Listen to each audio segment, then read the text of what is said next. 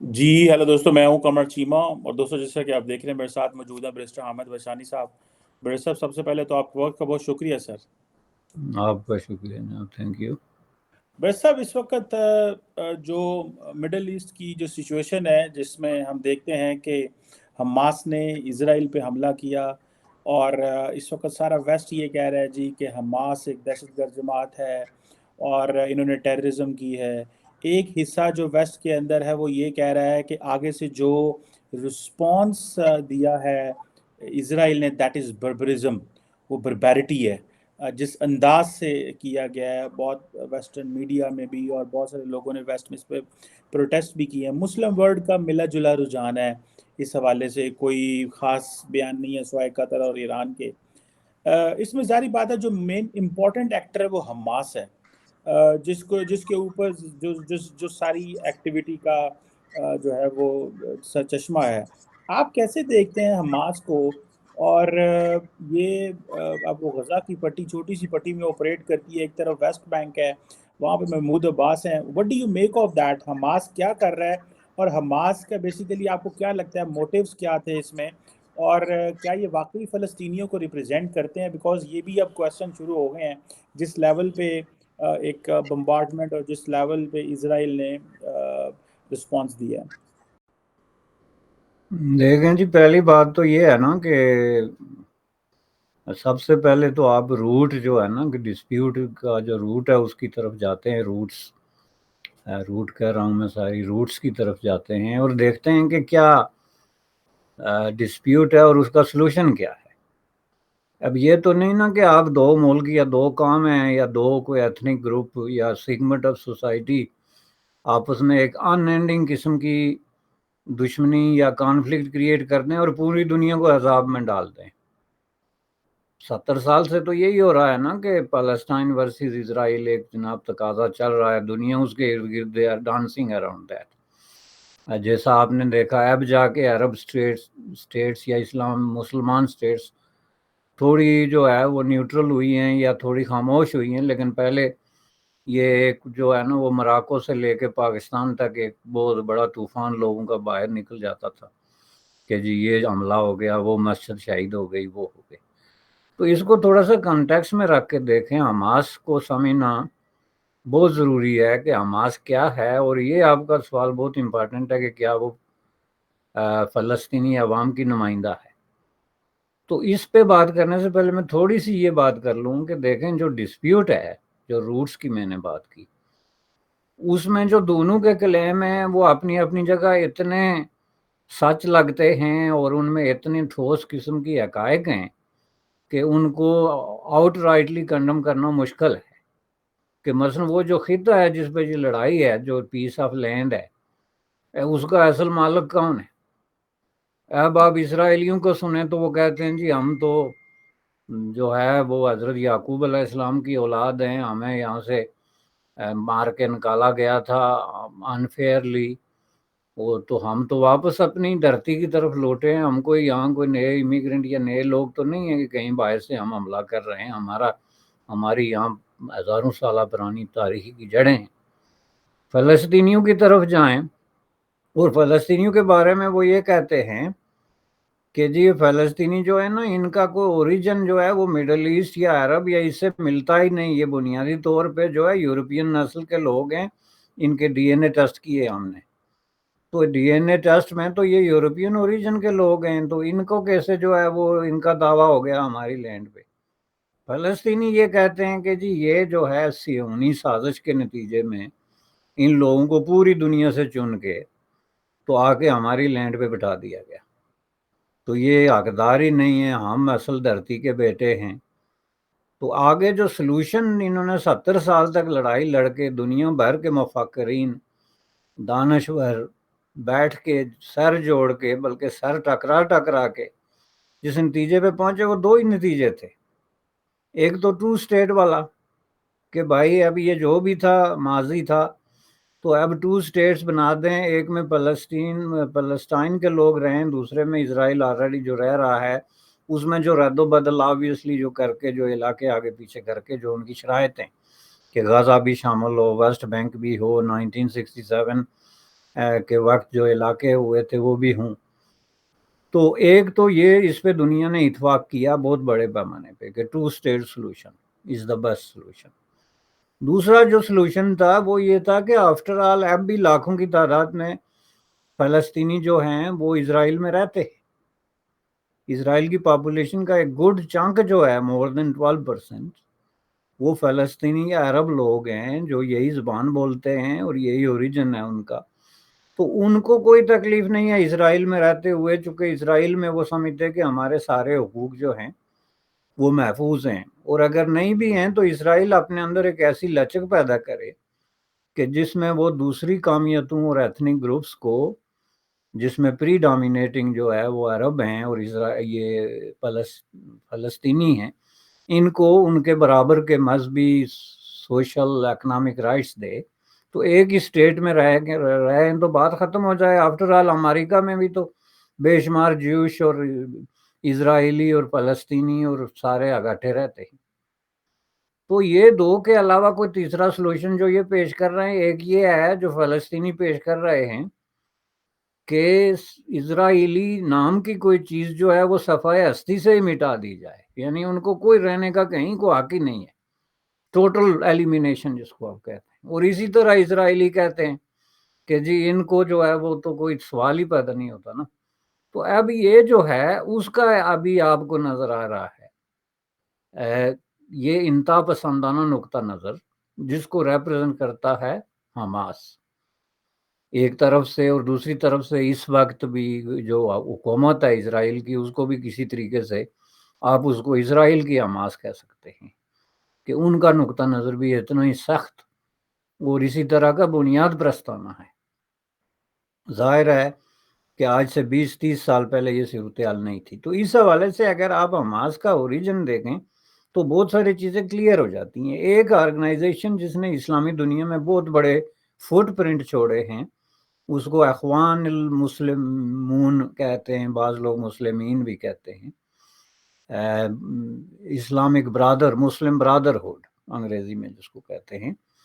تو یہ آرگنائزیشن جو ہے یہ عرب دنیا میں اور اسلامی دنیا میں بنیادی اور پہلی بڑی ایک منظم تحریک آپ کہہ لیں، ایک فکری تحریک کہہ لیں، ملیٹنٹ آرگنائزیشن کہہ لیں یا سیاسی پارٹی کہہ لیں، وہ یہی ہے جو ہے وہ مسلم برادرہڈ والی.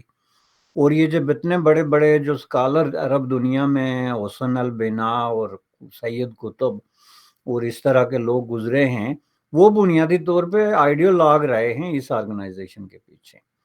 اور یہ آرگنائزیشن ہے جو مختلف طریقے سے اس نے رول پلے کیا عرب دنیا میں، اور یہ جا کے تو 40s میں فلسطین میں انٹر ہوئی، اور اس کے بعد یہ باقاعدہ اخوان المسلمون کی جو آفیشیل میٹنگ میں بیٹھ کے تو جو ہے وہ یہ حماس کی اناؤنسمنٹ کی گئی. یعنی یہ نہیں کہ حماس بانی تو اس کو اخوان المسلمین نے سپورٹ کیا، بلکہ اخوان المسلمین کے اندر بیٹھ کے اس کی سینٹرل کمیٹی میں یہ ڈیسیجن کیا گیا کہ ہمارے لیے حماس جو ہے جیسی تنظیم بنانا بہت ضروری ہے. کیوں ہے؟ چونکہ اسرائیل میں جو اخوان المسلمین تھی وہ زیادہ تر فلاحی کاموں میں یا سوشل ایکٹیویٹیز میں تھے، مسجدیں بنانے میں، چندے کرنے میں، اس طرح کی چیزوں میں، اور وہ اسرائیل کے خلاف جہاد کرنے کے لیے بہرحال راضی نہیں تھے.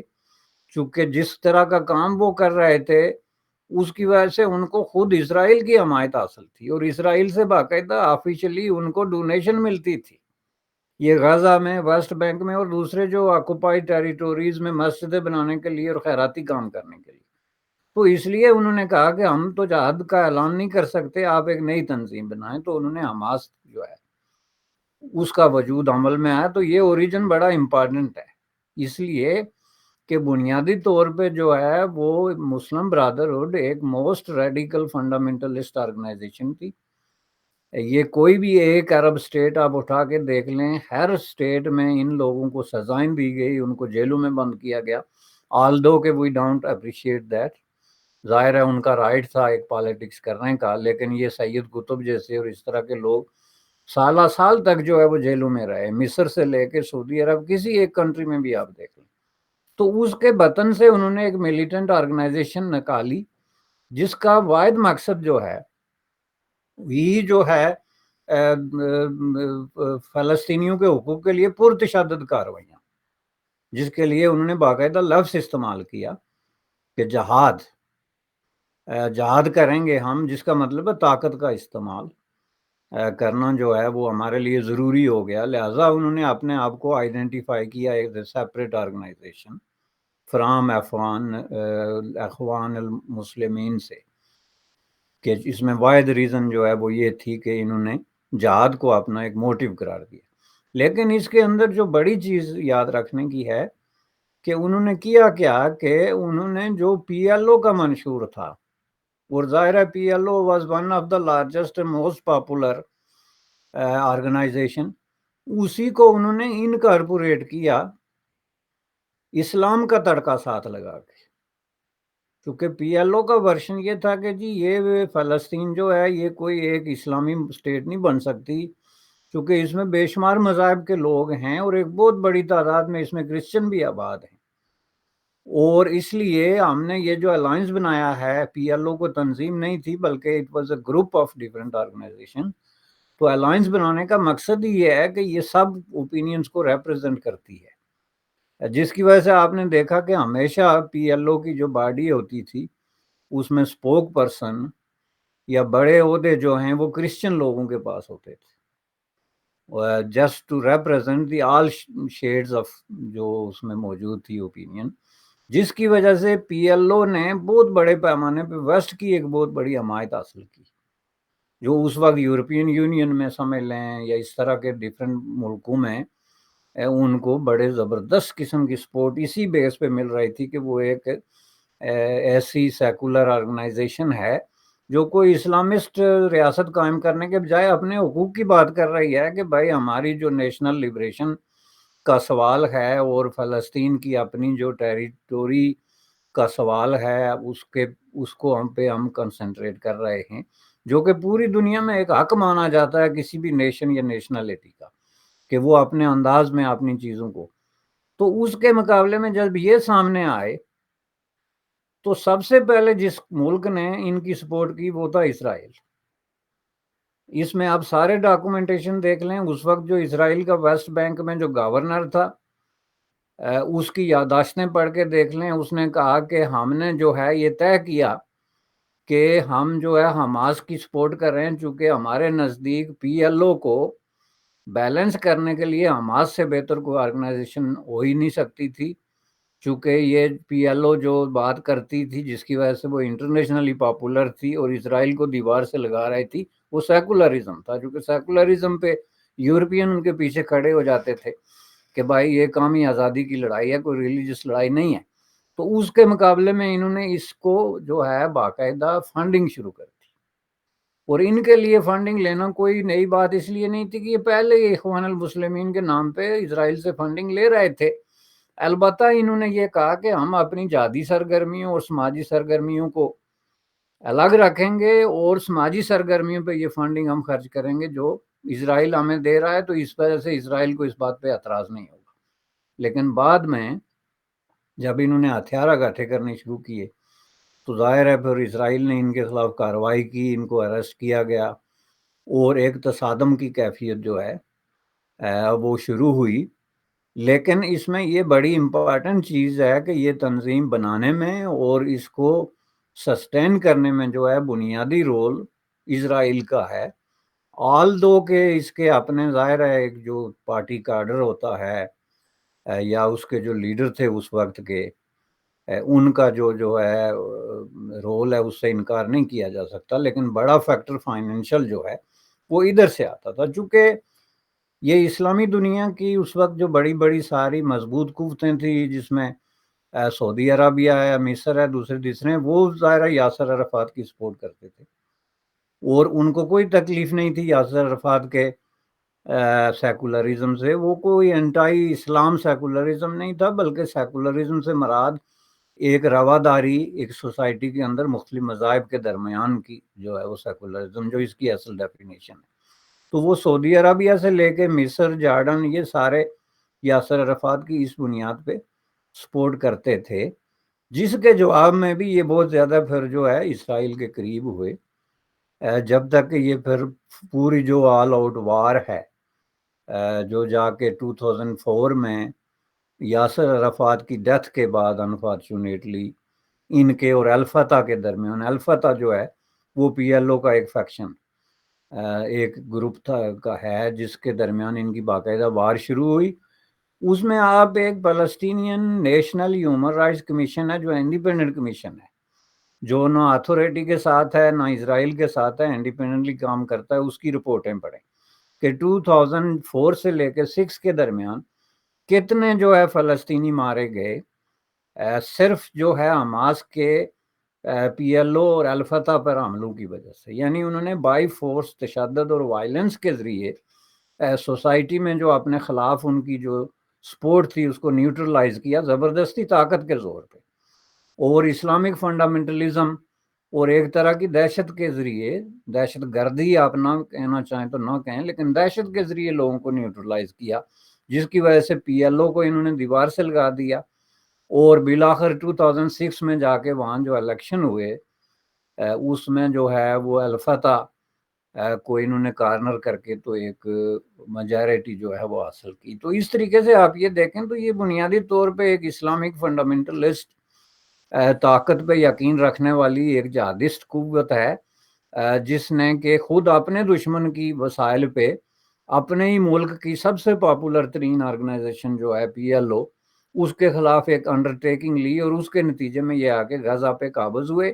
وہیں پہ جا کے ان کی ڈیموکریسی ختم ہو گئی، چونکہ 2006 کے بعد یہ کتنے 18 سال ہو گئے ہیں، کتنے سال ہو گئے ہیں ان کی ڈیموکریسی وہیں کی وہیں ہے۔ اس کے بعد نہ کوئی الیکشن ہوا، نہ کوئی کسی طرح کا کنسلٹنگ پروسیس ہوا، نہ فلسطینی عوام کے ساتھ کوئی اس طرح کی کنسلٹنگ پروسیس میں یہ گئے کہ کیا یہ فلسطین کے عوام کی نمائندہ کوئی تنظیم ہے، محض غزہ پہ قابض ہونے کی وجہ سے اسلحہ کے زور پہ۔ اس کے مقابلے میں آپ دیکھیں تو ویسٹ بینک میں جو فلسطین اتھارٹی ہے، محمود عباس وغیرہ یا جو دیگر گروپس ہیں جو مختلف جگہوں پہ اپنے اپنے طور پہ طاقت رکھتے ہیں، اور پھر ملک سے باہر جو ایک وسیع ڈایاسپورا ہے فلسطینیوں کا، اس میں آپ دیکھیں گے اکثریت لوگوں کی حماس کا نام تک نہیں سننا چاہتی۔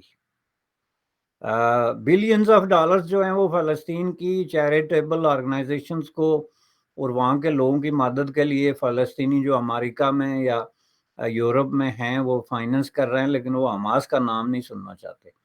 تو یہ باور کر لینا کہ جی حماس جو ہے وہ کوئی فلسطینی عوام کی نمائندہ آرگنائزیشن ہے، اور وہ اسرائیل کے خلاف کوئی گولہ پھینکے، بم پھینکے، راکٹ پھینکے، وہ فلسطینی عوام کی بھی آف پہ ہے، this is a fraud, this is a lie, and nobody is going to accept that unless اب حماس کے ساتھ بھی بعض ویسٹرن قوتوں کے جو ہے مفادات جڑ چکے تھے، بات چکے انہوں نے بھی ایک ڈبل گیم کرنے کی کوشش کی، ایک طرف اپنا یہ چہرہ بھی پیش کیا کہ نہیں جی ہم بھی بڑے سیکولر لوگ ہیں، آپ کے ساتھ مل کے کام کرتے ہیں۔ اس چکر میں یورپین یونین کے بہت سارے ملک ان کے حق میں انٹرنیشنلی ووٹنگ بھی کرتے رہے اور ان کو پیسے بھی دیتے رہے۔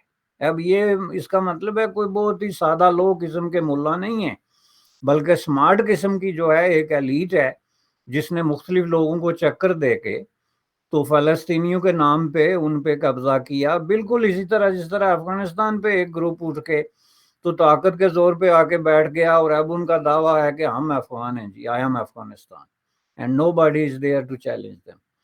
تو اس طریقے سے یہ جو انہوں نے کیا، اس کو میں نہیں سمجھتا کہ یہ فلسطینی عوام کی نمائندہ تنظیم ہے، اور یہ جو تازہ ترین اس نے ایکشن کیا اس کو میں اس اینک سے دیکھتا ہوں کہ جب سے حماس آئی ہے تو آپ یہ دیکھیں 67 سے لے کے تو فلسطین کے کتنے علاقے اسرائیل کے پاس تھے، اور آج کتنے اس کے پاس۔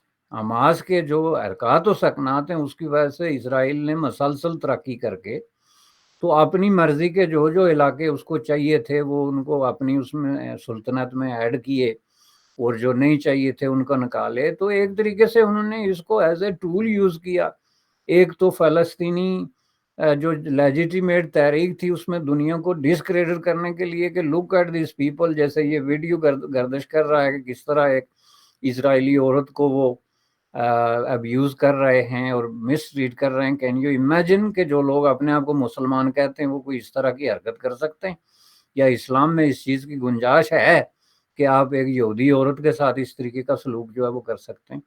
تو اس طریقے سے یہ آگے تو جو ایک سچویشن اس وقت بنی ہے، یہ حماس کی جو ٹاپ لیڈرشپ ہے اس کا ڈیسیجن ہے، اس کا کوئی تعلق فلسطینی عوام کے ساتھ نہیں ہے. البتہ یہ جو کام کیا انہوں نے اس کے کانسیکوینسز فلسطینی عوام کو بھگتنے پڑیں گے، چونکہ اس میں یہ ہو سکتا ہے کہ ان کا یہ جو غزہ کا جو اسٹیٹ کا کانسیپٹ ہے اتھارٹی کا، یہ فار ایور وائنڈ اپ بھی ہو سکتی ہے، بلکہ میں یہ کہوں گا کہ آلموسٹ ہو ہی چکی ہے.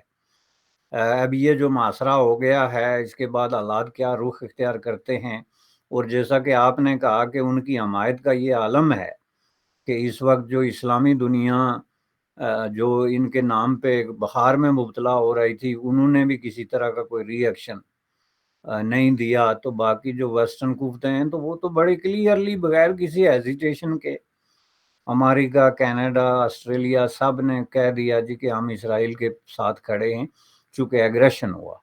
اب یہ جو کچھ ہوا اس کی ہسٹوریکل بیک گراؤنڈ کیا ہے کہ 1967 میں اسرائیل نے کیا کیا تھا، یا 10 سال پہلے اسرائیل نے کس شخص کو مارا یا کس کو قتل کیا، یہ ساری چیزوں سے اب جوڑ کے اس کو جسٹیفائی کر سکتے ہیں. لیکن یہ جس سکیل پہ اور جس طریقے سے یہ سارا عمل ہوا، جس میں 900 جو ہے وہ اسرائیلی مارے گئے، جن کا تعلق ایک منظم ویل اکوپڈ ماڈرن ٹیکنالوجیکلی ایک انتہائی ایڈوانس قسم کی سٹیٹ سے ہے، تو کیا وہ ہاتھ باندھ کے بیٹھ جائیں کہ چونکہ ہم نے ظلم کیا تھا جی 67 میں اس لیے حماس بے شک ہم پہ راکٹ پھینکے؟ تو یہ چیز جو ہے یہ اس چیز کی طرف اشارہ کرتی ہے کہ ہم لوگوں کو تھوڑا سا اپنے آپ کو ریکنسیڈر کرنا پڑے گا، اور یہ دیکھنا پڑے گا کہ بدلتی ہوئی دنیا میں یہ اس طرح کے جو گروپ ہیں جو 70 سال کے، وہ پاکستان کے اخبار میں پڑھ رہا تھا، ایک بہت بڑا جوغادری قسم کا کالمسٹ ہے، اس نے ایک کالم اتنے فخر کے ساتھ لکھا کہ جی بات سچائی یہ ہے کہ مسئلہ فلسطین اور مسئلہ کشمیر حل کیے بغیر مشرق وسطی اور جنوبی ایشیا میں امن قائم نہیں ہو سکتا. یعنی قرآنی حرف کے طور پہ اس نے اس کو بنا کے پیش کیا کہ ہم شروع سے یہ کہہ رہے ہیں اس کے بغیر ہو نہیں سکتا. لیکن کوئی ان سے یہ پوچھے کہ اگر اس کے بغیر ہو نہیں سکتا تو 70 سال میں جو آپ نے یہی بات کر کر کے گزار دیے، ان 70 سالوں میں کیا کیا آپ نے کہ آئندہ 20-30 سالوں میں اسی طرح بدامنی رہے گی تو یہ مسئلہ حل ہو جائے گا؟ یعنی لوگوں کو مس لیڈ کرنے اور ان کو مس گائیڈ کرنے کا اس سے بڑا نسخہ دنیا میں اور کہیں نہیں ہے. بالکل ہم مانتے ہیں، لیکن آپ اس کو ذرا فلپ کر کے دیکھیں. مطلب میں یہ کہتا ہوں کہ امن قائم کیے بغیر مشرق وسطی میں یا جنوبی ایشیا میں جو ہے وہ مسئلہ فلسطین یا مسئلہ کشمیر حل ہی نہیں ہو سکتا امن قائم کیے بغیر. ان کا کہنا یہ ہے کہ یہ مسئلے حل کیے بغیر امن قائم نہیں ہو سکتا. یعنی آپ دنیا کو ہاسٹیج بنائیں گے اور پھر ان کو دھمکی دیں گے، بلیک میل کریں گے کہ آپ یہ مسئلہ حل کریں اور حل بھی ان کی شرائط پہ کریں، تو تب ہم امن قائم کریں گے، ورنہ امن قائم نہیں ہو سکتا. تو یہ جو سچویشن ہے نا، اس میں پھر جا کے بات رکتی ہے اس بات پہ جی کہ بھارت ہمارا دشمن ہے، اسرائیل ہمارا دشمن ہے، امریکہ ہمارا دشمن ہے جو سب کا سرپرست اعلیٰ ہے. تو پھر آپ کا دوست کون ہے؟ سوال یہ ہے. بالکل صحیح کہہ رہے ہیں. بڑی آپ نے ایک کمپریہنسو ہمیں سمجھایا ہے اس حوالے سے، اور یہ آپ نے صحیح کہا کہ یہ بیسیکلی ایک جہادسٹ آرگنائزیشن ہے ود اسلامک فنڈامنٹلزم. اور یہ اچھا مزے کی بات یہ ہے برس صاحب کہ جو ان کے مین سپورٹر ہیں، فار ایگزامپل پرٹیکولرلی ایران اگر کہتا ہے جی کہ ہم ان کے مین سپورٹر ہیں، میں تو کلب کے رہ گیا ہوں کہ ہمیں خاص طور پر پاکستان میں تو کلیئرٹی ہونی چاہیے، ڈبل سٹینڈرڈ نہیں ہونے چاہیے. جب ہم نے خود نان اسٹیٹ ایکٹرز کو بھگتا ہوا ہے اور ہم نے اس کی کاسٹ بیئر کی ہوئی ہے. دیکھیں ہمیں انٹرنیشنل آئسولیشن جیسے FATF میں ہم پھنسے رہے ہیں، تو ایٹ لیسٹ ہم اگر FATF میں رہے ہیں، کبھی گرے لسٹ میں، کبھی بلیک لسٹ میں، کبھی کسی لسٹ میں، اور پھر ہمیں اس کی انٹرنیشنل کاسٹ بھیج دیے. تو ایٹ لیسٹ پبلک کو تو پتا ہو کہ مسئلہ کیا ہے. پبلک کو کوئی پتہ نہیں ہے. ملک نے اپنی کاسٹ پے کر لی ہے، لیکن ہمیں یہ نہیں پتا ہم کیوں اس لسٹ میں رہے. صرف یہ عوام کو اس میں بھی دھوکہ کہ جی وہ ہمارے ساتھ زیادتی ہو رہی ہے، ہم وکٹم ہے، یہ ہے وہ ہے. میرا خیال ہے کہ یہ چیزیں انٹرنیشنل کمیونٹی کو نے ہمیں ہمیں ہمیں ایٹ لیسٹ پاکستانیوں کو کلیئرٹی ہونی چاہیے، بیکاز ہم اس کی قیمت چکا چکے ہیں. ایک بات. اب اگر آپ دیکھیں عرب ورلڈ کو بھی دیکھیں میرے صاحب، سعودی عرب یو اے ای، وہ سعودی عرب نے اپنے ڈائلاگ سے وڈرا کر لیا کیونکہ وہ ڈرتے ہیں کہ یہ ایک مسلم ورلڈ میں ایک اس طرح کے سینٹیمنٹ جو ہے نا بنے گا. یو اے نے کہا میں $20 ملین دیں گا. انہوں نے کہا یار جان چھڑاؤ، دو ان کو $20 ملین، ایٹ لیسٹ پتا چلے ہم نے پیسے بھیجے ہیں. سعودی عرب بھی یہی کہتا ہے کہ ابھی تو تم کر لو گے یہ، اس کے بعد کیا کرو گے؟ پھر تم جی سی سی کے مسلمانوں کے پاس جاؤ گے، کہو گے ہمیں ہمارے بندے مار رہے ہیں، 23 ملین بندہ ہے، اوپن جیل ہے، یہ ہے وہ ہے. تو اس کے تو میتھڈز ہی اور ہونے چاہیے. سو بیسیکلی مسلم ورلڈ، اگر میں یہ کہوں بھائی صاحب، اس میں آپ بھی تھوڑا ایڈ کر دیں کہ ہم مسلم ورلڈ ہوسٹیج بن گئی ہے ان لوگوں کے آگے جو بیسیکلی ایک ان ڈیموکریٹک تو ہے ہی ہے، لیکن ایک ملیٹنٹ پرسپیکٹو رکھتے ہیں with in the Muslim world. اور وہ بلیو کرتے ہیں اس چیز پہ کہ ہم جو ہے وہ ٹیبل اور ڈائلاگ اور ڈپلومیسی میں تو ہم نہیں کچھ کر سکتے، تو ہم اس کی ہوسٹیج بن گئے. سو ہم وہ بھلے ایران ہو، کوئی ملک بھی ہو، ہم تو اس کی ہوسٹیج بن گئے، اور پبلک اوپینین بھی ہوسٹیج بن گئی. اور اس پبلک اوپینین کو کون چینج کرے؟ اور کیونکہ جب اسرائیل اتنی زیادہ بمبارڈمنٹ کرے گا، ہزاروں لوگ، سینکڑوں لوگوں کی جانیں جائیں گی، تو وہ ایک سمپتی ظاہری بات ہے جاتی ہے. میں ابھی دیکھ رہا تھا امریکہ کا نیشنل سیکیورٹی ایڈوائزر جو ہے وہ اس کا ان کے اوباما کا جو ہے اسپوکس پرسن جان کربی، وہ رو پڑا بیکاز ان کے بڑے قریبی تعلقات ہیں اسرائیل کے ساتھ اور جیوز کے ساتھ، اور وہ اس کو اس لینس سے دیکھ رہے ہیں. تو یہ ہم اگر اس طرح لڑیں گے، کریں گے، اور کچھ سلوشن ہی لکھنے ہیں، تو ظاہری بات ہے نقصان تو فلسطینیوں کا ہوگا. پھر صاحب اس میں ظاہری بات ہے ہماری بات کافی لمبی ہو گئی ہے. میں اس میں مزید جسے کہتے ہیں آپ نے ہر چیز کو ایکسپلین کر دیا ہے.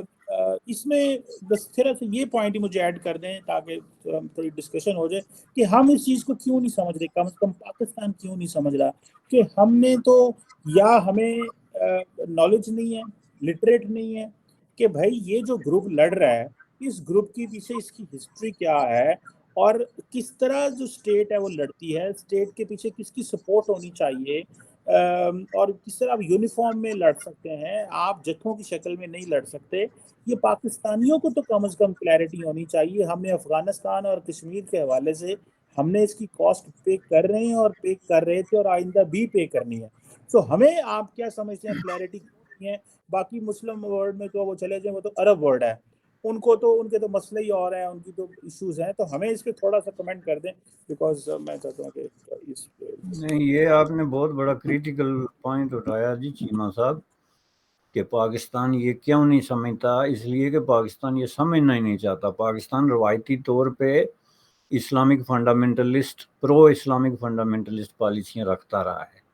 پورا ٹریک ریکارڈ اٹھا کے دیکھیں آپ، افغانستان سے لے کے فلسطین تک، کہیں بھی جہاں پہ فنڈامنٹلسٹ فورسز کو پاکستان اپنا الائی سمجھتا رہا ہے، اور اس وجہ سے پاکستان نے دنیا میں اپنے لیے بہت بڑے جو ہے وہ مسائل پیدا کیے. میں اس کی آپ کو مثال دیتا ہوں کہ کبھی بھی پاکستان جو ہے وہ پی ایل او یا یاسر عرفات کے ساتھ اس طرح کا تعلق اس کا قائم نہیں ہو سکا، اس لیے کہ ان کا ظاہر ہے جو لینگویج تھی، جو ایکٹیویٹیز تھی، جو پالیسیاں تھی، وہ ظاہر ہے پاکستان کے اس فنڈامنٹلسٹ مائنڈ کو اٹریکٹ نہیں کرتی.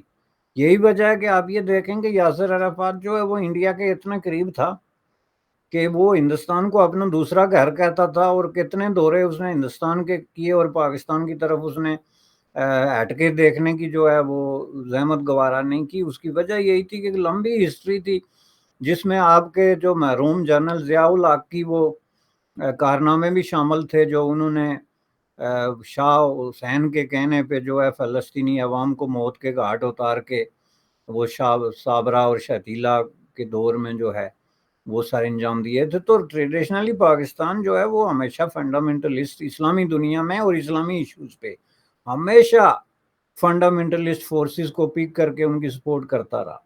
یہ آپ باسنیا میں دیکھ لیں، چیچنیا میں دیکھ لیں، کشمیر میں دیکھ لیں، فلسطین میں دیکھ لیں، اور ہمیشہ سیکولر قوتوں کے خلاف سازش کا حصہ رہا ہے. جیسے کشمیر میں بنیادی طور پہ جو ایک سیکولر قوت تھی جو موومنٹ میں JKLF جس کو آپ کہتے ہیں، اس کو ٹاپل ڈاؤن کرنے کے لیے پاکستان نے 165 جو ہے وہ اسلامک فنڈامنٹلسٹ آؤٹ فٹس جو ہیں ان کی سپورٹ کی، فائنینشل اور پولیٹیکل اور لاجسٹک. اسی طرح فلسطین کے اندر PLO کے خلاف جب یہ معاملہ شروع ہوا تو وہ جناب حماس کی انہوں نے جو ہے وہ سپورٹ کرنی شروع کر دی. افغانستان کے اندر یہی. آپ کی یہ بات 100% صحیح ہے. میرے نزدیک یہ جو TLP آپ کہتے ہیں، تحریک طالبان پاکستان، اور حماس میں کوئی فرق نہیں ہے. دونوں کا بالکل ایک نظریہ ہے، ایک ورلڈ ویو ہے، دنیا کو دیکھنے کا ایک نقطہ نظر ہے. دونوں بنیادی طور پہ طاقت کے زور پہ ایک اسلامک اسٹیٹ کا امپوز کرنے کا ایجنڈا رکھتے ہیں. تو پھر فرق میں کیسے کروں؟ اور ظاہر ہے یہ فرق آپ کے جو ڈپلومیٹک حلقے ہیں اور یہ بڑے بڑے جوگادری قسم کے ڈپلومیٹ ہیں ان کو نظر نہیں آتا کہ ان کا ایجنڈا کیا ہے. بھائی تنظیموں کو ایجنڈے کی روشنی میں دیکھا جاتا ہے. اب حماس کا 2 لفظوں میں سیدھا سیدھا ایجنڈا ہے اسلامک فنڈامنٹلزم کو طاقت کے زور پہ مسلط کرنا، اسرائیل پہ نہیں بلکہ خود اپنے عوام پہ. فلسطینیوں سے جا کے پوچھ لیں ینگ جنریشن سے، وہ کیا کہتے ہیں حماس کے بارے میں. تو یہی چیز جو ہے اسی طرح کشمیر میں ہوئی تھی. پاکستان نے جو ہے وہ فنڈامنٹلسٹ فورسز کو سپورٹ کی تھی. افغانستان میں آج بھی یہی ہو رہا ہے. تو جب تک وہ اس بات کو نہیں سمجھیں گے، اب یہ سمجھتے ہیں لیکن میں سمجھتا ہوں کہ سٹل پاکستان کا جو پاور سٹرکچر ہے اس کا ایک بڑا حصہ جو ہے وہ پرو فنڈامنٹلسٹ ٹینڈنسیز اور رجحانات رکھتا ہے، جس کا اظہار وقتاً فوقتاً ہوتا رہتا ہے مختلف معاملات میں. بڑی خوبصورت بات کی آپ نے کہ یہ پاکستان جو ہے ہمیشہ فنڈامنٹلسٹ فورسز کو سپورٹ کرتا رہا ہے، اور کیونکہ ہم ظاہری بات ہے اس کو ایک مذہبی لینس سے چیزوں کو دیکھتے ہیں، اور ہمارے جو لیڈرز ہیں یا جو لوگ اسٹریٹجک کمیونٹی میں ہیں وہ ان کو اسی لینس سے دیکھتے ہیں. تو یہی چیز ہے. لیٹس سی یہ کیا ہوتا ہے. لیکن آپ نے بڑا اچھے سے ایکسپلین کیا آج ہمیں. بیرسٹر احمد بسانی صاحب، سر آپ کے وقت کا بہت شکریہ. تھینک یو جناب، آپ کا شکریہ.